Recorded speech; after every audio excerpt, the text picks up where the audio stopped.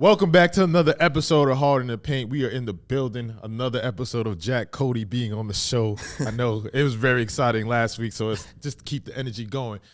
So this is the segment where I go one-on-one with you, and I just want to say Draymond Green should be suspended for 30 games. And if you think about it this way, bro, Ja Morant got suspended, obviously, because he had, problems with guns off the court. But really, he didn't break any laws or do anything bad, right? If you look at in the game, Draymond is literally going on a fucking spree of attacking people. I mean, it's getting out of control. I mean, starting from last year with Sabonis and Jordan Poole to this year, we're choking Rudy Gobert, which I didn't mind.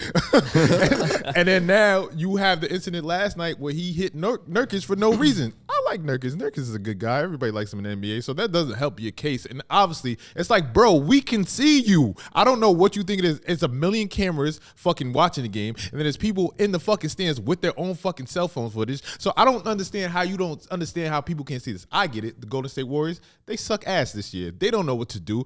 It hurts when you're at the bottom of the league now. I know you don't know what to do when it's your time to shine, baby, but you in that second row because Klay Thompson sucks. It's hard pressure. I understand it, but you are a grown-ass man, and you need to get it together. So I pose this question.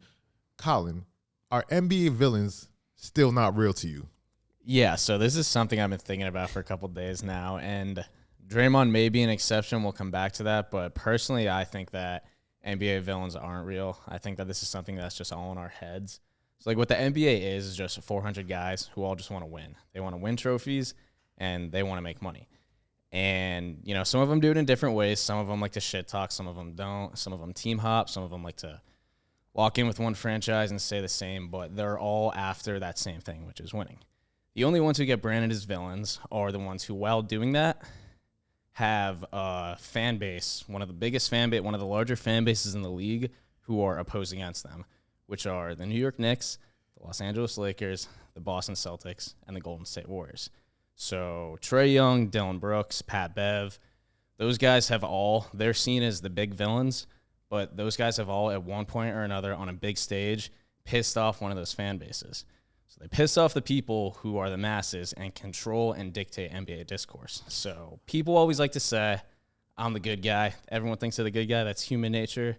And the other guy's the villain. That's not the case. This is basketball. It's not Marvel. Listen, I get what you're saying. You're saying teams with big fan bases create villains when they go against their star, right? If you have Jason Tatum and you have Pat Bev coming into your building and trying to shit on Jason Tatum, it automatically makes you hate Pat Bev.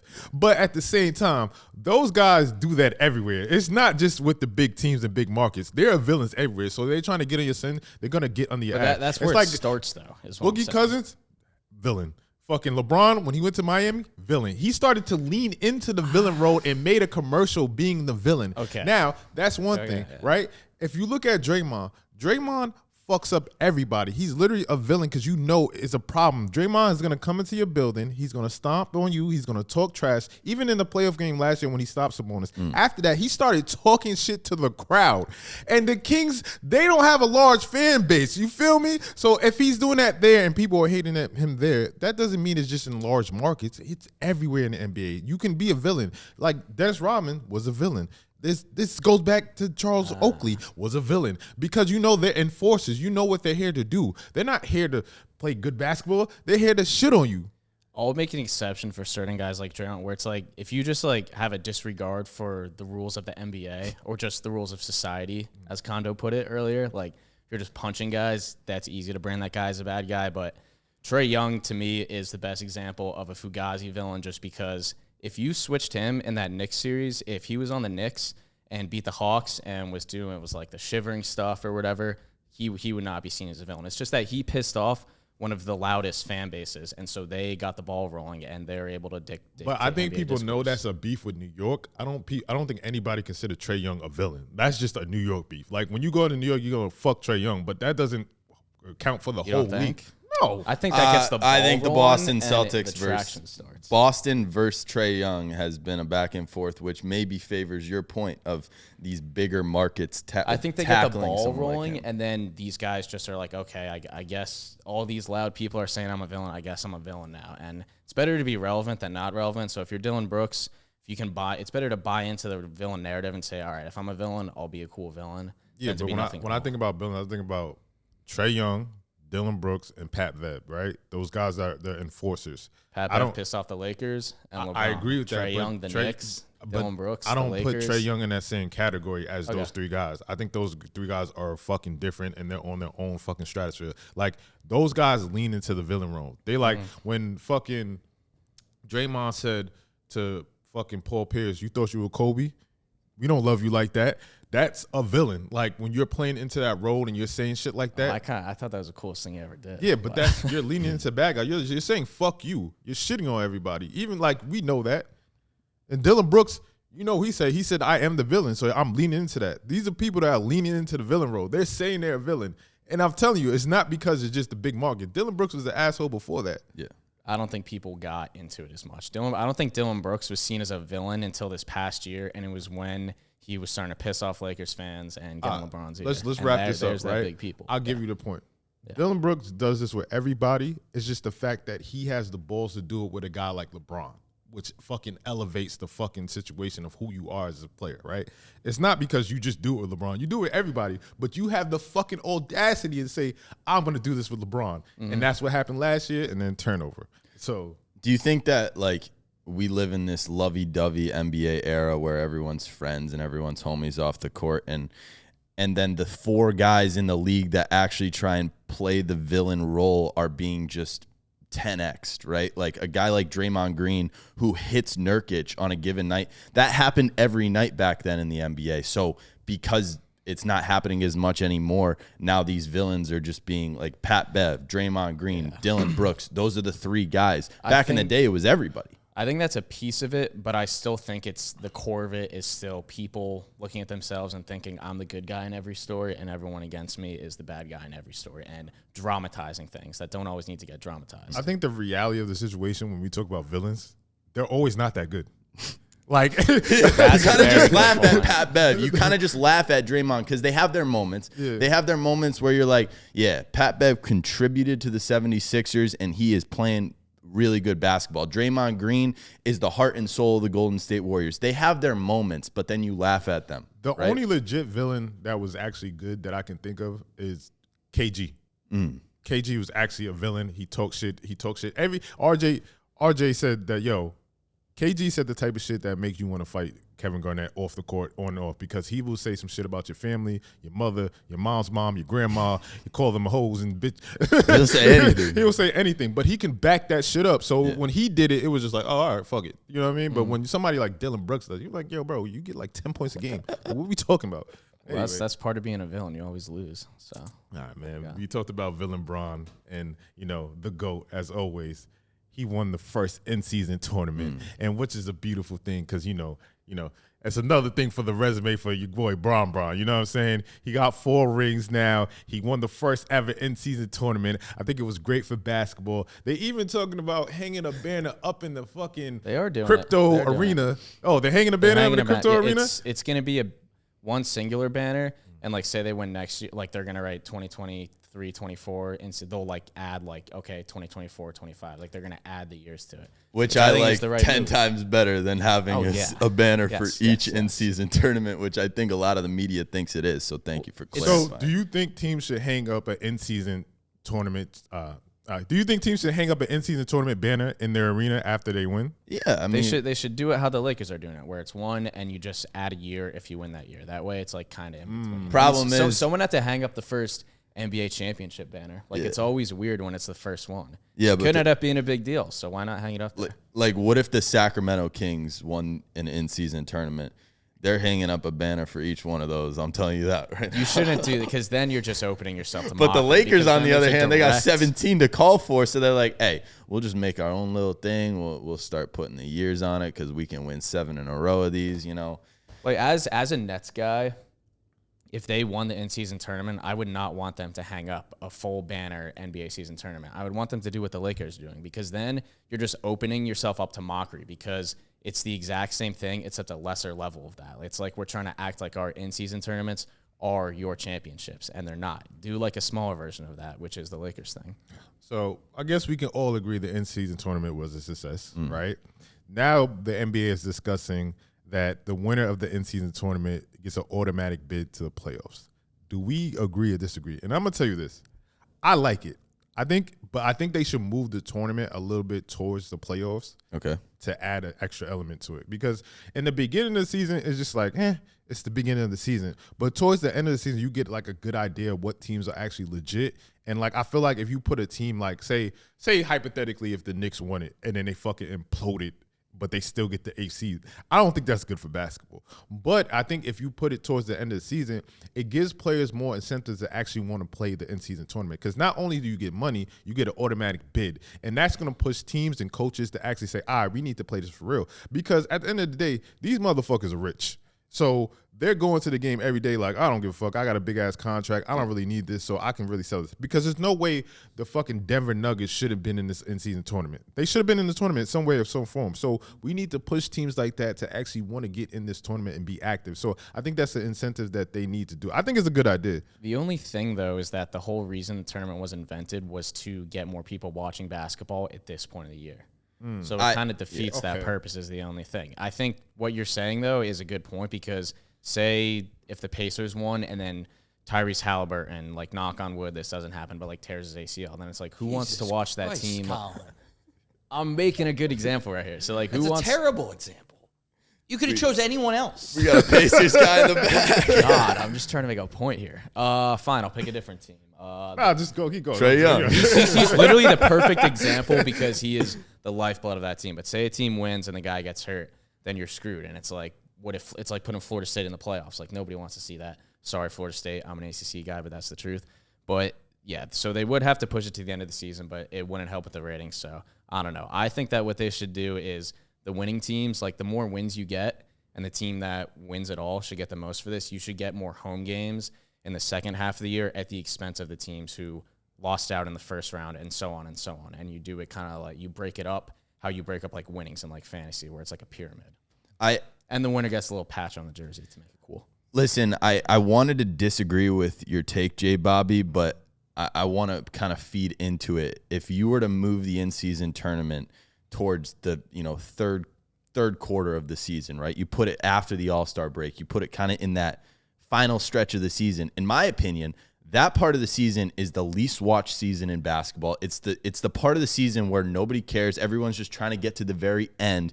I think November and December I think people would watch November and December if you take the in-season tournament, you put it at the end of People don't watch now because of football. There's no football. I wanted to agree with you, but I can't agree with you. No, let's go. I'm ready. There's viewership numbers that back this up. They should put the first couple of games make this count for the tournament. But when you actually get to Vegas, that should be towards the third quarter, right? The games in the beginning, they should have the little colorful floor and compete for that and make that process a little bit longer. Because when we first started seeing it, obviously it was new to us. We was like, what the fuck? This was the third game of the season. Yeah. What the fuck is going on? So I think if you push it, let's say you delay it a little bit and then you get prepared, the in-season tournament's coming, then you have the first few games in the beginning of the season, and then you push the actual Vegas part of it to the third quarter, I think you can make it entertaining. I don't think you should push it. To your point, I agree with you because they have to. It's just to watch the beginning of the season, but to push it all the way back there, people watch the third quarter because that's when you got to make the playoffs. And the Lakers last no year, football. There's no Adam Silver football. did this because of the NFL. True. Yeah, football, MAGA, destroying the country.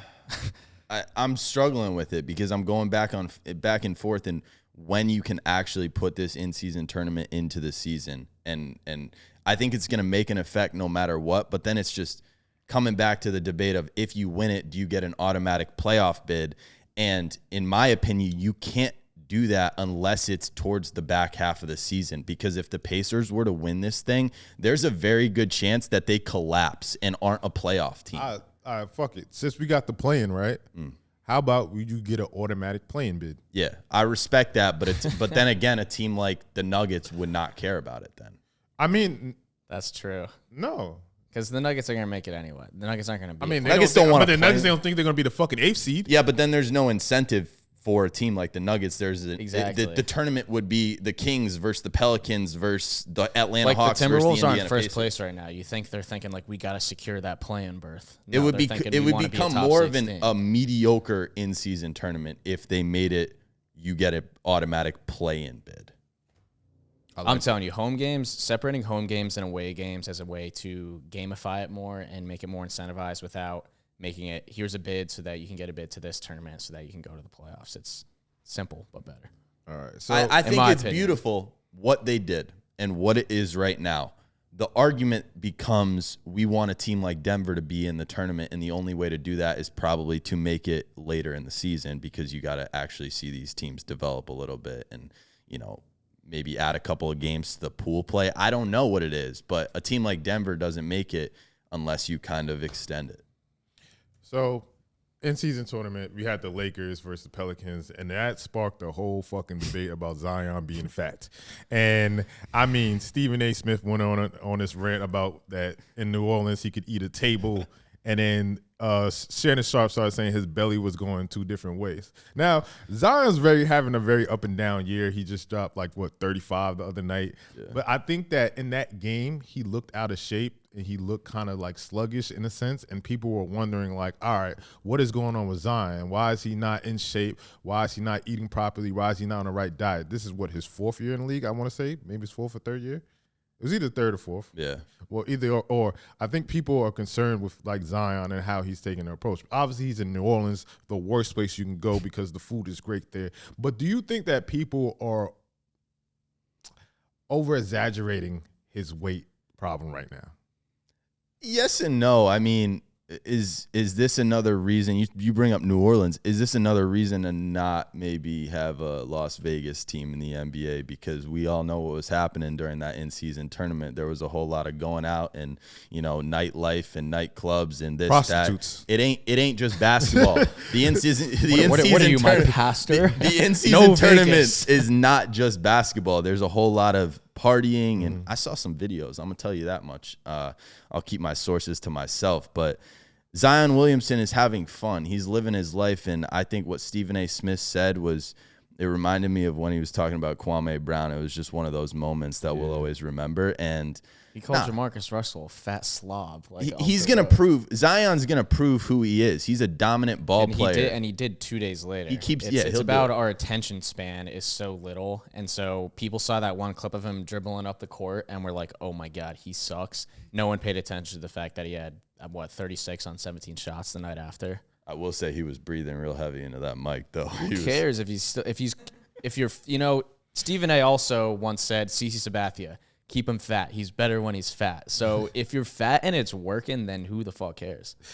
Listen, I guess it's not always working, but the question is, are people over-exaggerating Zion's weight loss? I mean, I can't even speak. Are people over-exaggerating Zion being overweight, right? And my thing is like this. I think Zion does battle with weight problems, and I think that he'll get to a point where he'll get it down. But I think it is alarming because at this point in his career, you would think he would have that under control. He admitted on Gilbert Arenas' podcast that it was hard for him being young and having money and being around a lot of food. It's hard for him. I get that. Especially if you like to eat, you a big boy, you have to get it together. But at the same time, I feel like Stephen A. Smith was legit just attacking this kid. I mean, he's having a problem. And he doubled down on it too. He was I hope you hear me. And I get it. Fat shaming, not the best thing. But at the same time, I kind of feel like you have to be an asshole just to attack that kid because you know what he's going through right now. You know what I'm saying? And I shit on people too. That's what I do. Generational hater. But I just you can't do that sometimes. You have to understand the situation he's trying. I think Zion he's healthy. He's playing this year. It's the best the Pelicans have looked in a while. And he's been on the court. So I think that's very promising for him. And congrats to you, Zion, for doing that. Stay healthy. And just get your shit together and you'll be fine, bro. Just ball out. Don't worry about Stephen A. Smith. It's just entertainment. I like that take. Well said. Thank you. All right. Los Angeles Lakers, baby. We talking about them again. Talking about it again because this is a LeBron episode, right? But it's only right. Not only do we get to talk about LeBron, we get to talk about Bronny. So will Bronny be worth a first-round pick? I mean, I would love to just rephrase the question and say, will Bronny James be worthy of a top 10 pick? Yeah. No. That's not what I mean. Did I just get you to say yes? Because I love that. I agree with you. At first, I was agreeing with that's a more thought provoking terminology. But I feel bad for Bronny James is my take on this, because he might be the first player in the history of the league to be drafted, not solely, but definitely at least 50% of the reason because of your pops. That's kind of weird. So because if you know LeBron's coming, it's good nepotism. You get to draft. You get when you draft LeBron. When you draft Bronny, you're drafting 2 players. One of them happens to be the GOAT, and 2 players who are going to sell jerseys out the fucking rack and fill up your arena. There's a lot more that's going to go into drafting Bronny James than just his basketball skill set, and that's never happened in the league before. I think the reality of the situation is like we don't know how good Bronny is. I think like we think that Bronny could be good. He's smart. He's very intelligent. I think Paul George said that he's seen him play in person and gave him props and saying like, "Yo, he's going to be a pro in our league," because he was impressed by him. But I think that at the same time we're still waiting. Obviously, with Bronny's heart condition, we didn't get to see him in the first half or the beginning of the year, and now he played. He got cleared, and he only had like 3 points. So everybody's like, why should he be a first-round pick? And it's early, and they lost to Long Beach fucking State or whatever the fuck that school was. But USC is not a good basketball school, first and foremost. But at the same time, I think that when you look at that, teams aren't looking about it like how good Bronny is. It's like, can we get LeBron James fucking here? Because even if we don't win a championship, like you said, we can sell out arenas in Jersey and see LeBron do alley-oops and play with his son and make fucking history, baby. So they projecting the Atlanta Hawks to do that. What a better city than LeBron to come to the Atlanta and to fucking have all the strippers and all the galore of the culture and all the rappers and to come out to see LeBron James and Bronny tear up the city? That would be perfect. And if Trey Young stays, that would be even lit. LeBron and Trey Young, just to see what that looks like. LeBron with a shooter, you know what I'm saying? It'd be interesting to see. So I think that a team should take a shot because, you know, NBA teams suck at drafting anyways. So like, think about it. Tyrese Halliburton went 12th. They skipped past that young man.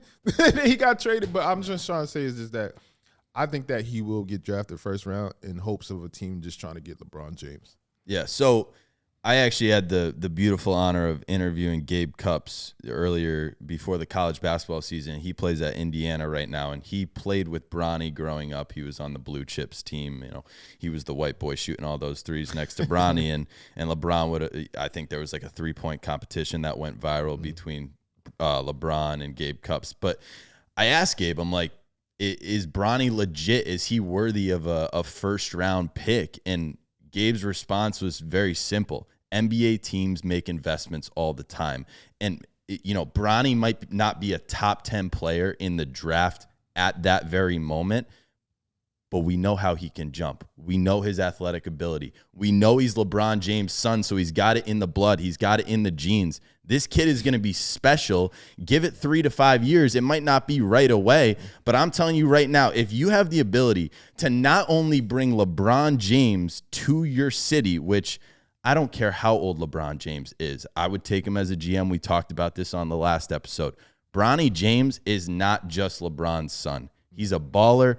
A team is going to make an investment because he can hoop, because he has potential, and maybe because you can get someone like LeBron to your city. You're also going to get him on a good deal too, because I feel like if LeBron really wants to play, like a team's going to draft Bronny, and if LeBron wants to play with him, then odds are like the team, he's going to have to take somewhat of a pay cut so they can just like sign him, because like teams don't know, like I don't think teams are preparing cap space right now to draft Bronny and then sign LeBron. You can't do that before you even know when you're picking, when the lottery is. I would take, if I had the first overall pick in next year's draft, I would take Bronny. Depend what team I am. Like I don't even care. I'm taking Bronny. Next year's draft class is so horrible. It's and not even horrible. I don't mean to say it like that, but respectfully, it's one of our weaker draft classes in a very long time. Rudiments. Huh? No, I'm sorry to say. And I look at the top 10, you know, I look at the top 10 guys on a ranking right now for next year's NBA draft class, and it could be 10 different guys when we get to draft time, which is why I'm like, why not take a risk on Bronny James? He can hoop. He could be your starting point guard for the next 15 years, blocking shots like his dad. And on top of that, you could get LeBron's final 3 seasons, which could turn around a franchise. Like, who knows? The Detroit Pistons, the Atlanta Hawks. LeBron if the Pistons draft Bronny. That's going to suck. I think he wants to go to Detroit. So Kevin Garnett goes off on Paul Pierce saying that Kevin Garnett went off on Paul Pierce for saying that LeBron is not a top 5 player. Yeah. And my question is for y'all, is LeBron still a top 5 player in the league? But before we get to that, I just want to say this. You're out your fucking mind, Paul Pierce, for saying that LeBron isn't a top 5 player. And listen, man, I want to say LeBron James is a top 5 player when he wants to be. He can turn it on and off. So that's a good take. Bro, he is 38. He's about to be 39. At this point, he's not going to go out full out. And I think when we look at LeBron's career through the years, I think at this point, when LeBron first got to the Lakers, he had some injury problems. We have never seen LeBron hurt. I think it's about being healthy and being available. And LeBron has not been available and healthy all through his Lakers tenure. But seeing that LeBron finally getting healthy and seeing that he's able to dominate in the tournaments. Like, think about it this way. Tyrese Halliburton spanked Giannis, spanked Jason Tatum, and got to that motherfucking chip. But you know who he couldn't fucking spank? LeBron and motherfucking AD. They were on that ass, and they fucking cooked them boys. I like fucking sesame chicken. So my thing is like this, bro. LeBron has asserted his dominance again. Even though they lost to the Dallas Mavericks last night, he dropped 30 again, and he's showing that he's here to fucking bowl. He's doing it against the top players, the top team. He is alive, and he's feeling the fucking juice. So LeBron is definitely a top 10 player. And I just want to commend Kevin Garnett for calling Paul Pierce out on that bullshit. What did Drake say? You're not Kobe Bryant to us, so you need to fucking relax and slow your motherfucking roll. What KG said? Out your fucking mind, Lord. You're out your fucking mind, Lord. Kept going, yeah. But my fault. Y'all can go. I was cooking up. Man, I mean, I don't know who said it, but it's been a topic around the league ever since the in-season tournament came to life. The second the in-season tournament came to life, LeBron James went 7-0. When a regular season game finally matters in the NBA, LeBron James wins every single one of them. And that's the take. If you're a GM, you take LeBron James first over any player in basketball right now. And he's 38 years old. It's unbelievable. And some people could say, yeah, I would take Jokic over him. I would take Giannis. Fine. You can have your preference. Dude, Take LeBron James. I'll W. And I think the in-season tournament has solidified LeBron James as his GOAT. And I feel like at this age now, when you look at LeBron James, for him to do it now and dominate at this age, that's kind of different, bro. Because think about it, there's not too many players that get past 35 and still can be at the peak level. But you're at past the age of 35 and you're beating the young talent in their prime. Like, come on, bro. You have to give your hat to fucking LeBron James and salute him at this point, bro. Like, for him to do that at this point in his career, I get it. Year 21, LeBron, that's impressive. Nobody else is doing that. Kareem had a good career, longevity, but LeBron James is just second bar to none. And you know I love to preach the beautifulness of the Golden State Warrior dynasty, but I'm going to tell you right now, if LeBron James keeps doing what he's doing and, you know, does this for like 3 to 5 more years and the Golden State Warrior dynasty falls apart, if LeBron passes that dynasty and outlasts the dynasty and is still doing what he's doing right now in 3 years and the dynasty of Golden State is gone, that's the cherry on top. That's the most impressive thing, because if there's no Stephen Curry, if there's no Golden State Warrior dynasty, LeBron James would have 8 championships. He would have 10 championships. I look at it play as that game with any guy and any great adversary that he faced, though. I don't think so. Jordan didn't face the Golden State Warriors led by Stephen Curry. Jordan didn't face Tim Duncan. Jordan didn't face all these guys that, and when he did face them, Larry Bird, Magic Johnson, he wasn't all that. I don't get your Well, point Magic at all, was to be washed totally honest. towards the end of his career when he beat him in the finals. So I give that pass. I understand what you're saying. But my thing is with LeBron is just that. Also, he was better than them. That's why he beat the teams that were in front of him. Like, you don't know if the Utah Jazz, that team was fucking sick. The Supersonics were sick. Like, you don't know. Those could have been the Warriors, the Spurs of that age, and Jordan was just better. I don't like playing the time machine game. That brings us to our point. But I got one thing to say about Paul Pierce, though. Asking Paul Pierce's opinion on LeBron James is like asking a turkey its opinion on Thanksgiving. He just cannot listen to what he has to say anymore because he's so butthurt. And it's sad because he's a Hall of Famer, but like he's so clearly biased, and it comes out into everything he says. And it's get it together, Paul. Listen, man. But at the same time, I'm not. What I'm saying is that to KG point when he was talking about LeBron is that we need to appreciate the NBA now and forget about the NBA of the past. And what I'm saying by that is that we're so caught up in like, oh, Michael Jordan and Larry Bird and like, bro, that shit is over. We need to appreciate the guys that are playing now, like LeBron, Steph Curry, Jason Tatum. I got him to say it. Wow, this is a beautiful moment. All right. He said LeBron, Steph, and Jason Tatum. No, but honestly, Jason. Cancel the show, Condo. No, but true. But we need to appreciate it because at the end of the day, like you said, you don't like playing a time machine game. We're never gonna see LeBron versus MJ, bro. LeBron versus fucking Magic Johnson, like. And we didn't even see fucking Magic Johnson play, bro. So I was just like, I don't need to be arguing about what could have, should have, would have been. I just think that when I look at LeBron's resume and I talk about longevity, I think that's the most impressive part of him doing that to this point. Now, and motherfuckers can't still stop that motherfucker after they were calling him old, like Dylan Brooks, and they can't stop a motherfucker like that. It's just, it's incredible, and I think we got to appreciate that. Oh, when you lean over, I think you're about to say something. No, I had nothing, but I can. Okay. I have a take on LeBron winning the in-season tournament. Very selfish of him. I think that he's a selfish player in the respect that, one, he's already got everything. Indiana has nothing. I feel like that's pretty rude. He was playing Robin Hood for the two-way guys. He knows exactly why he won that championship. There's two-way guys because on what the are we Pacers. talking about right now? We just said he's officially the greatest basketball player ever. He knew that we were going to be saying that if he won the in-season tournament. What did Giannis say? The rich get richer. That's how I feel about it, man. Damn. Yeah. But anyway, I think we have nothing. Huh? We have nothing. That was our only chance at ever having anything. Y'all got Tyrese Halliburton, bro. The media gives him more coverage than any NBA player in the history of life. 14 assists a game. Enjoy that. All right. Talking about the past, I think that Greg Popovich is aging out of basketball. I think the times has passed him. And when you look at, like, Gilbert Arenas made a great fucking point. He was like, when you look at Spo and you look at the talent that he had, and obviously he had Jimmy Butler, and I think he's an underrated player. I think that at the same time, when they kept talking about the undrafted, it's because you knew besides Jimmy Butler and Bam, that roster was kind of depleted. Like, they didn't really have anything. And you see Spo done what he's done with less. You see him coach LeBron James, and then you're like, oh, well, he just had LeBron James. And you see LeBron James and D-Wade leave, and they were still a competitive team, and they still competed for championships, yada, yada, yada. If you look at Spo, when Tim, Manu, and fucking Tony left, they haven't been competitive at all, except for that year with Kawhi after he got hurt. But at the same time, if you look at them now, they just been abysmal. And obviously they got Wemby, and Wemby looks good. Yeah. But is the team shit? Yes, but they still not competing. They're on a losing streak, am I correct?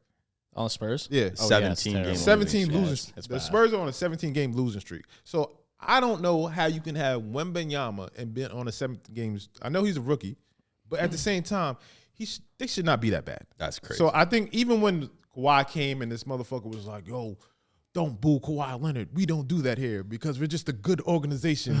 He left you, bro. He sat out. I'll explain it to it this way. Like, as a New York sports fan who grew up in Pennsylvania and was constantly trying to be like, to my friends, like, yo, Philly fans are like horrible. They treat other fans like shit. It's bad. That's just a losing battle anytime you try to tell a fan base, yo, chill. Like, it's not cool. They're all just going to be like, oh, go Birds. Like, it's a losing battle every single time. And I'm surprised Greg Popovich doesn't know that. You're not going to tell a mass of people who are pissed at Kawhi Leonard. They're not going to all say, oh, you know what? It's about time we settled down and show this guy some respect. People aren't going to do that. Listen, I think yesterday was a sad day for me, and this isn't a football show, but Bill Belichick was announced that this will be his final season with the New England Patriots. And I just got to say, all great things come to an end. Greg Popovich is one of the greatest, if not the greatest NBA coach ever.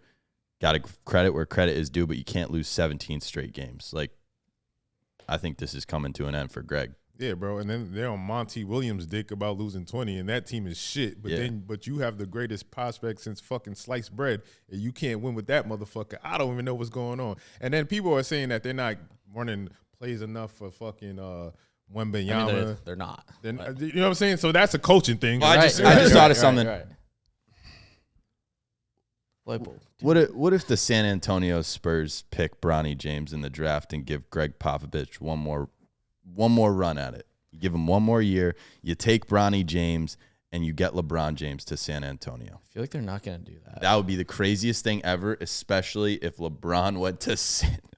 Not to call LeBron and Bronny a sideshow. That's not what they are at all. But it's a lot. It's definitely an attention grab. And I feel like the Spurs are one of the teams that are just gonna be like, no. We want to stick to our roots. Like, stick to the guys that we have. Build our way, the Spurs way. I don't think that's the right thing to do. But I see that as something they would do. If you keep losing, that vision's gonna go off in your head because you're gonna want to win. If you think about a GM, right, and you think about we only got a couple years left for LeBron, we can pair him up with Wembanyama. Are you kidding me, bro? Fucking kidding me? That would fucking sell out fucking arenas worldwide. They would go on tours, merch. My goodness. San Antonio will be the place. It wouldn't be a place of just big old women and Cheerios. It would be the shit. You got to think about the fucking vision, Colin. LeBron. I think Wemby, they Bronny. should do it. I just don't think the Spurs will. So tell the Spurs to think about the vision. Yeah. Not me. When you're losing, you get desperate. And you might do. It's true. So It's I true. think it needs to fucking I'm fucking happen. watching Tommy DeVito. I'm so desperate.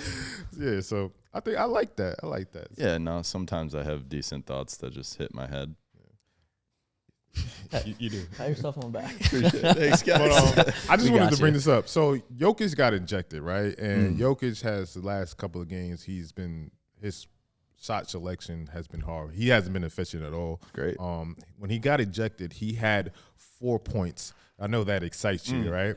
But then after the game, he said that if they were in Serbia, they would have fucked up the refs. So he He was like, you're lucky this ain't in Serbia. That's or something awesome. Like that. That's It's awesome. 'Cause Crazy. that was fucking horseshit. So Ejected for speaking. yeah, so That- What is Every- this, that's fucking happening- communist Russia? That's happening to every NBA star right now. In the past 2 weeks, we've seen Jason Tatum, Jaylen Brown, and Nikola Jokic all get thrown out of games for the smallest. You hit a guy just with a quick elbow. Oh, my bad. And then you talk back to the ref, you argue a call, and all of a sudden you're gone. Bro, these fans are paying hundreds and thousands of dollars to see these dudes play on a night in, night out basis. This is an entertainment league. Are you kidding me? You can't throw out Nikola Jokic. I'm the biggest Nikola Jokic hater ever. You can't throw out Nikola Jokic. This is horrible. They threw him out on, I believe it was like Serbian international celebration night too at the stadium, and they threw him out. racist. That's crazy. Heard it here first. But here's my thing, bro. Not only are you going to see these players as a fan, imagine you're in Chicago, you're going to see Jokic, you're like, oh, this is the best player in the league to some.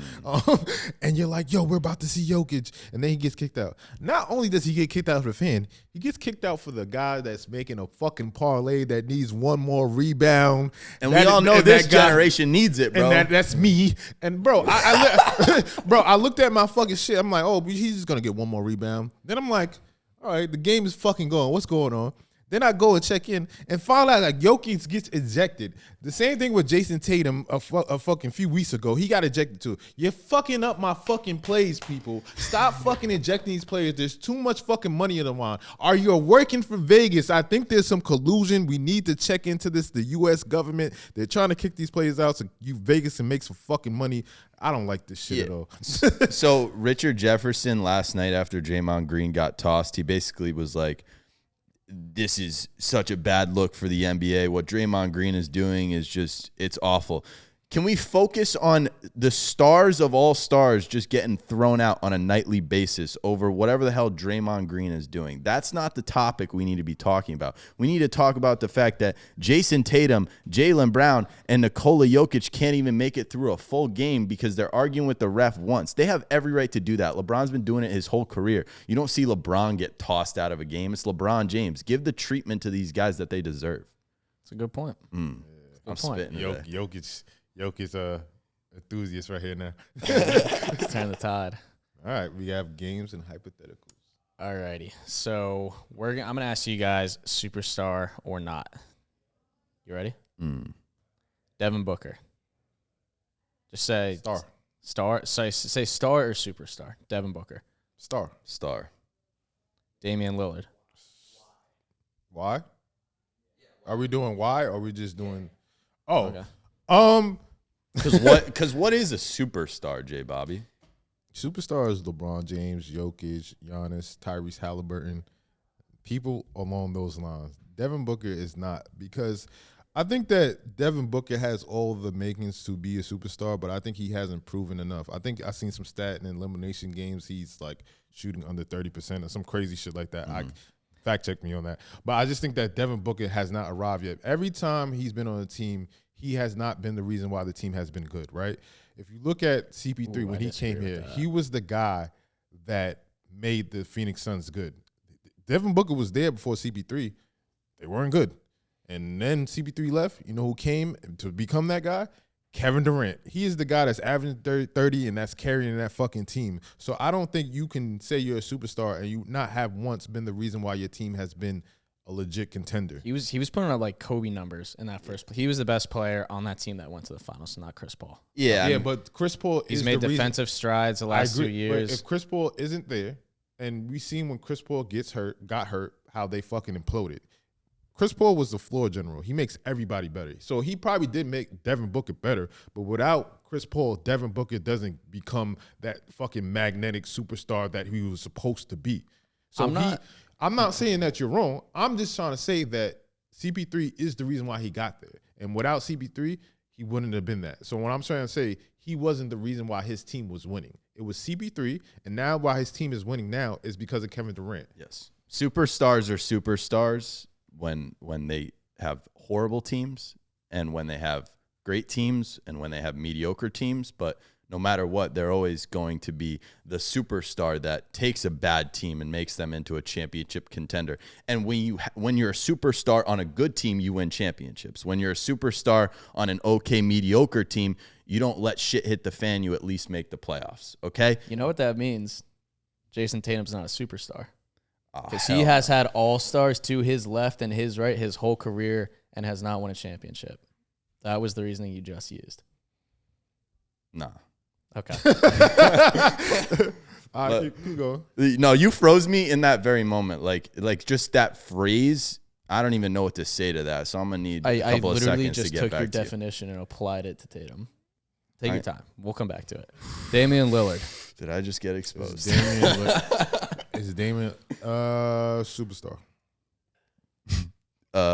Is Damian Lillard a superstar? I just feel like if you're calling someone like Devin Booker or Damian Lillard in this very moment a superstar, that's discrediting someone like Giannis. No, it's not. Or Kevin Durant or LeBron James or Jason Tatum. Tatum or Stephen Curry. Damian Lillard is probably the second greatest shooter of all time. That's career. I don't think he's a superstar. So do you think if you're a superstar at one point in your league? He's legit a superstar. Okay. He's taking the league by storm. Yeah. He Dame time, what he did to fucking Paul George and the OKC in the playoffs consistently. He's been consistent all throughout his career. Because he's playing with Giannis and he has to learn. It's like a gelling point, right? Okay, so you're giving him time. No, but I'm saying which is fine. No, I'm just trying to understand your reasoning. I'm gonna tell you what. He was hurt. He was coming off that ab injury. Now he's fully getting back into that rotation of getting things right. And he said it himself, he's not even 100% right now at this point. When you have a guy like Giannis that has been his team for a while, that's ball dominant, that needs to run through people again and again and again, you have to defer at some point. But when I see him for Damian Lillard when he got hot, like when he played the Knicks and fucking destroyed them, that's the Dame we know consistently be that. When Dame is like that, there's like it's him and Curry. Like, there's nobody in the league that can fucking take control of a game. It's unstoppable. This motherfucker is shooting from half court on the regular. There's nothing you can do with him. There's nothing. So I feel like how can you not say a guy like Dame Lillard is not a superstar? I just don't understand it. Because what is your criteria of being a superstar? Just winning championships? That's what makes you a superstar? Because you can be a superstar without winning a championship. And I think it's about your name and your household and your brand. Yes. And I feel like it's more to that. Yes, Devin Booker has a big fucking name. Yeah. But I think that Damian Lillard is a bigger name than Devin Booker. And it's what I don't believe in any of that stuff. It's what Damian Lillard did, bro. Who cares about being a superstar if it's about how famous you are and how big your name is? That plays into it. Then would you rather be a superstar or the best player in the league? Huh? Would you rather be a superstar or the best basketball player in the league, but you know your name isn't as big? I mean, if you're going to be a best basketball player in the league, you're going to be a superstar. Like, it's hands down. I know, but the pizzazz of a big name, I think, is like that. That doesn't matter on the court. And what are we doing? It's basketball. Look, Jokic got forced into being a superstar because he became the best player. He didn't want it, but everybody knows who Jokic is because he's the best player in the league because he beat the top names. If you are the best player in the league, you are a superstar. So, I mean, that's a part of it. People got to stop acting like, yo, we just basketball players and we just like basketball. No, there's more to it than just basketball, bro. It's a brand. It's a fucking mainstream That's fucking not company. winning is what's important, though. How does that Winning's affect what's winning? important How does that affect winning? Because, like, think about this, right? We always know that basketball has been in a good place. It's been a great sport. These fundamentals and shit, right? Right? But what do motherfuckers always talk about? Magic and Bird. Because Magic and Bird and their rivalry, it took the game to a fucking whole new level. And there's fucking documentaries and fucking history about fucking shit and how that fucking changed the game. Motherfuckers suck Magic Johnson's dick to this day because of how he changed the fucking game. I wouldn't either. I'm not saying you. I'm just saying that that's just the fucking case. So it's a brand. It's like LeBron James. We don't just like LeBron James because he's done. We like LeBron James because he's the kid from Akron and he's just a kid from Akron. And he's done it all. We follow him since high school and his story. Like it's bigger than just I can hoop. It's more than that. What Damian Lillard did in Portland makes him a superstar now in Milwaukee. It takes time. Teams take time. But at the end of the day, what Damian Lillard showed us his entire career, that don't go away when you go to Milwaukee and play with one of the best players in the NBA in Giannis. You're going to have to take a little bit of a step back, like JBobby was saying. But ultimately, when you get to playoff time, when we get the Milwaukee versus Boston Game 7 series that we're expecting, Damian Lillard is a superstar in that series. Okay, well, we'll see. I'm just more concentrated on the now. I'm concentrated on winning, concentrated on being the better player, not the pizzazz and Showtime stuff. Small market guys, that's why. Nets aren't small market. It's actually so facts. Small market. Donovan Mitchell, star or superstar? Star. He's a star. I think for me, it's like, I think Donovan Mitchell is on the cusp, but I feel like when you look at, and he's changed the Cleveland Cavaliers around, right? Because without LeBron, the Cavs weren't shit. And Donovan Mitchell has single-handedly gone over there and changed that franchise around. But when I look at his series when he played the Knicks, I think that was some of the most disappointing ball that I've seen from a guy that is a star that's supposed to be a superstar or coming into that. So if you're playing like that and you couldn't get past the Knicks last year and you got fucking smoked, then I can't put you on a level of a superstar. Because it would have been different if you lost to the Knicks and you were just like going crazy. But like they look fucking lost out there. So I can't put Donovan Mitchell in that regarded superstar. He's superstar no.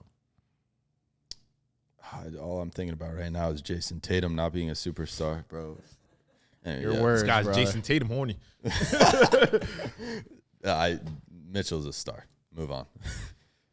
Jimmy Butler. Last one, then we're going to wrap it up. Or this segment, at least. This is so tough. You want me to give my take on Jimmy and then... Yeah, go ahead. Give us your take on Jimmy. Jimmy Butler is what I like to call a situational superstar. Now, there are a number of these across the league, and you might say that situational superstars aren't superstars because they're not superstars all the time. That's a very fair point. But Yes. in their chosen moments, you talked about LeBron does it more than these guys. LeBron doesn't turn it off like these guys do from time to time, but these guys kind of pick their points. And for Jimmy Butler, that point is the playoffs. One of the best. For Joel Embiid, that point is the regular season. One of the best. He just passed Jokic in like player efficiency rating, like all time. He's arguably the best regular season player of all time. Only MVP to never make it past the second round, though. So that's where he falls off. Jimmy Butler, we talked about Jimmy. Kawhi and AD are the same thing. When they're hot and when they're playing, they've done it great in the regular season. They've done it great in the playoffs, but they get injured easily. So a lot of times that's where you're like, I don't know. I think that the whole superstar exercise is tough because a lot of times you say it for the top 5 guys in the league, and that's really what it should be for. But people freak out about if I say LeBron is the 4th best player in the league and I think Embiid is the 6th. People will say, oh, how do you not have Embiid top 5? It's not the distance. I'm not saying Embiid's not top 5.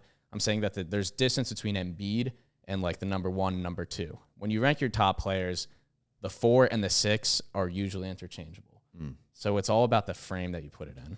I mean, I just rambled. I think the top 7 to 8 are interchangeable at this point in the NBA. Everyone's a dog. Jimmy Butler's a superstar. Yeah. I think he's proved it too much. He's been in the finals twice. He's beaten the big names. Like, I think what you want from a superstar is exactly what Jimmy Butler is. I think night in, night out, Jimmy Butler goes and puts on his fucking back. He puts his team on his fucking back. I think he's been able to prove to you, like, even when he didn't go to the finals, that fucking series of what he did to the Celtics, he pushed them to the brink of the edge to Game 7, and he was a shot away. So for him to be in the spotlight again and again and again, I think that solidifies Jimmy Butler as a superstar. It might not be sexy, and might be polished. It might not be what you want, but he's definitely a superstar because he wins.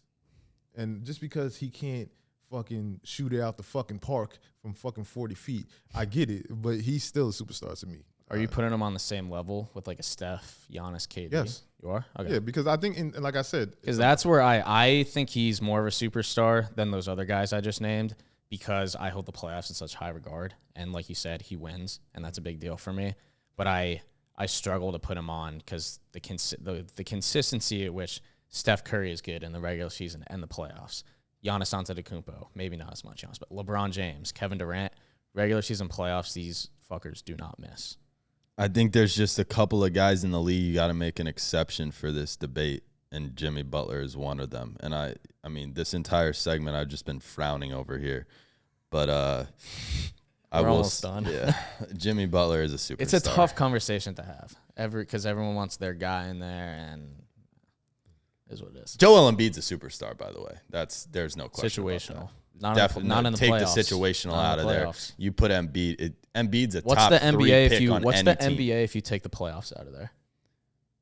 That's a really good question, but the way So I what's- rank so everything is that's what based you're- off that's of what when you're you get doing to the for Joel playoffs. Embiid. Now I don't like that because I know for a fact that Tracy McGrady was a superstar and he never made it out the first round. And that's a fucking fact. Tracy McGrady was a superstar time and time again. And motherfuckers will tell you, even Tim Duncan, the players back in the day, Tracy McGrady was that motherfucking man. And he's never had playoffs. He never made it to the fucking second round. And I know for a fact that Tracy McGrady was a superstar. So playoff success, yes, that adds to it. I know that helps. But if you had a guy like Tracy McGrady on your team, you wanted that guy because you knew he was that guy. He was that dog. 13 points in 35 seconds. He's done it in the regular season time and time again. He's been that fucking guy. So I can't say that Joel Embiid isn't a superstar or situational because he hasn't had playoff success like fucking Jimmy Butler or any of these other guys. Joel Embiid is this fucking superstar. He's having 30 a game. He's a household name. You want to go see Jimmy? It's generational. Him and fucking Tyrese Maxey, best fucking duo. That's a guy you want to fucking go play with because he's a top 5 player in the league. He's the MVP. You can't sit there and be like, oh, he's not a superstar. He's the MVP fucking P. He's a superstar. Definitely not Again, the best duo. Winning matters to me a lot. All right, before we get into that, if you like money like I do, man, you can go head over to thegameday.com and hit the link to get a FanDuel offer of $5 you put on any money line. You'll get back $150. You'll get back $150 in bonus dollars for free. Don't you want free money to bet on so you can make more money? So make sure you go to thegameday.com for those offers. FanDuel is offering $150 if you put $5 down on any money line. So make sure you tap in and check that out. Go to thegameday.com, get your money. So we are going to. I'm gonna have y'all guess LeBron's. Sorry, is it 5? It's not 5. We're not doing number. Guess LeBron's Hall of Fame teammates. Yes. Are you ready? I'm ready.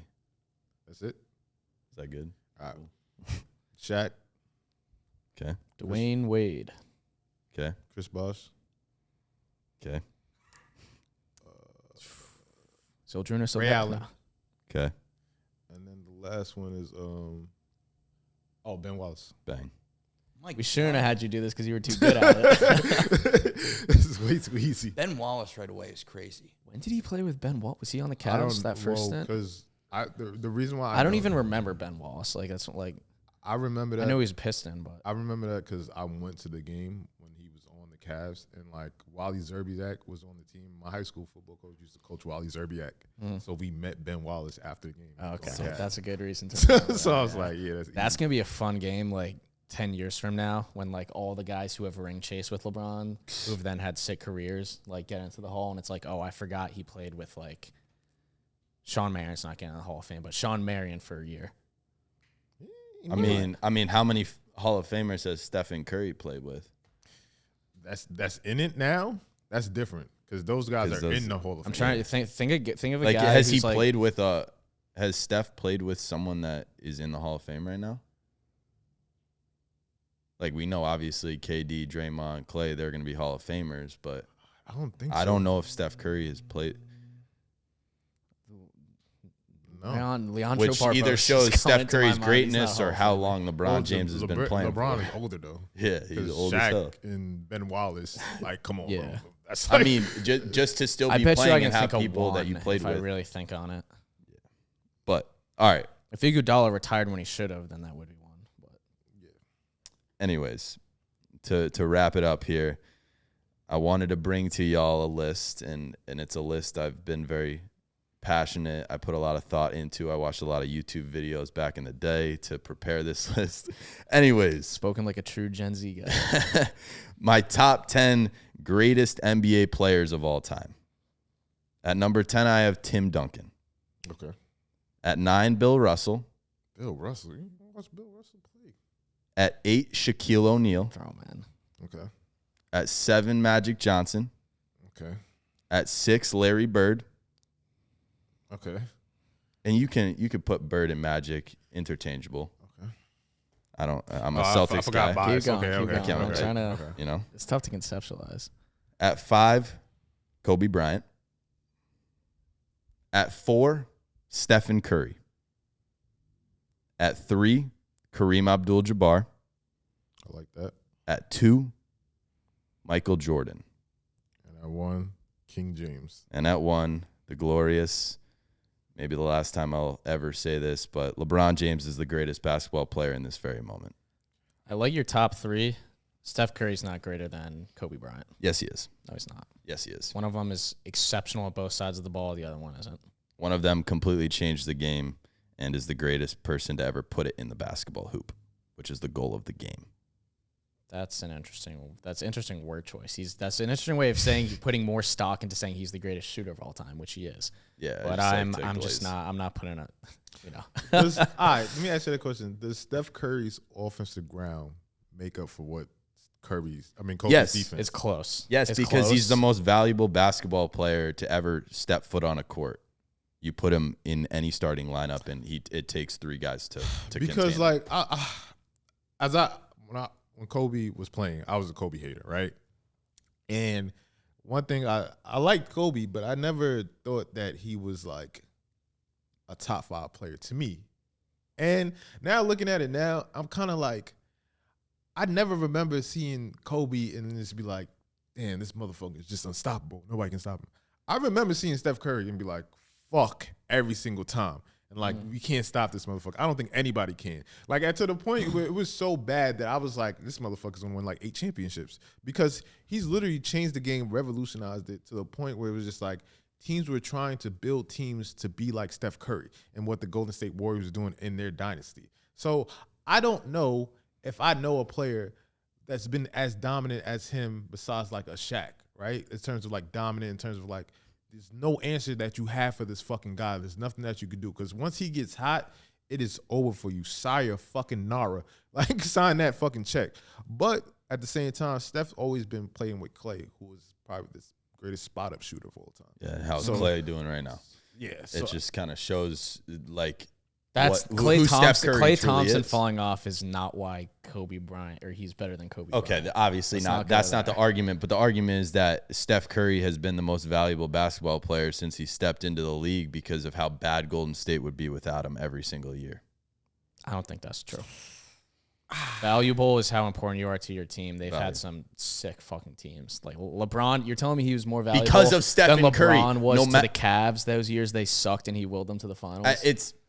I don't want to go, the would you rather. I'm a huge LeBron's Steph the most guy, valuable but- player. Steph's the most valuable player. But Steph Curry, you put him, it's the same thing with Boston sports. They make every player better, right? And so when you look at Steph Curry, he makes every player around him better. He made Jordan Poole better. Look at Jordan Poole now. He made Klay Thompson a Hall of Famer. He made Draymond Green a Hall of Famer.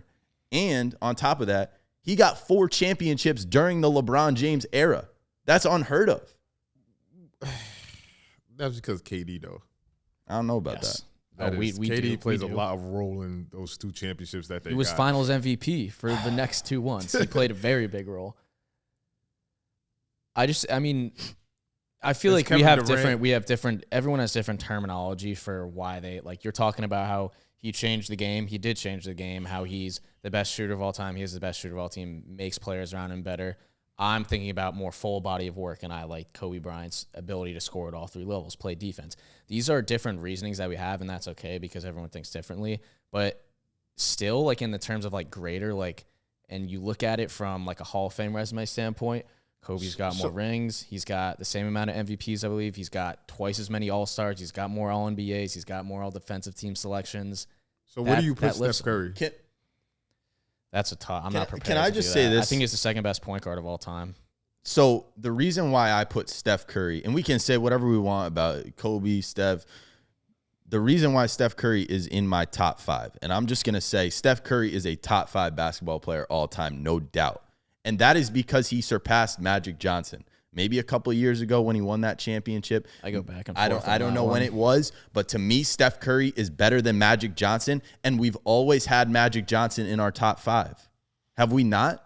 So to me, you just got to put Steph instead of Magic now. But how do you put Steph in front of Magic? What's the criteria for that? He's the greatest shooter ever. He changed the game. So did Magic Johnson.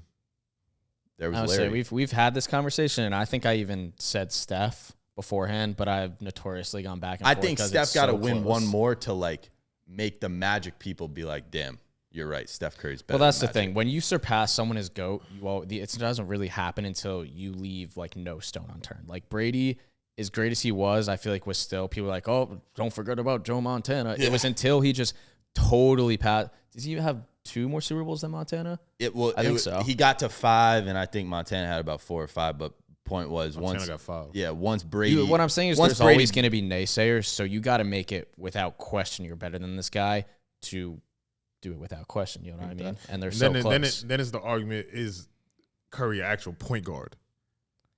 I don't like this conversation because, like, would you rather be the best point guard of all time or a better player? Like, let's not, like... He's the greatest mover without the basketball. I agree with that. So I think that is a What very... the fuck does that even mean? That's a good throws point, though, credit to the most that valuable doesn't player make you point. better than one guy than the other guy. Like, it's cool, but, like, It makes him unguardable.